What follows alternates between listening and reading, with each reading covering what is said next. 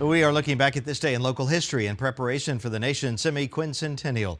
What we now know is Thalia Mara Hall had its grand opening 58 years ago today. Metropolitan Opera star Eleanor Steber was here to help mark the occasion, along with Jackson Mayor Alan Thompson, Governor John Bell Williams, and other city and state officials. The sparkling new theater on Pascagoula Street had fountains out front and more than 2,300 seats inside. Everyone called it the City Auditorium until 1994, when it was renamed Thalia Mara Hall in honor of the woman who brought professional ballet and the USA International Ballet Competition to Jackson. But the building got its official start with a lavish dedication ceremony on March 30th, 1968. Your look at this day in history.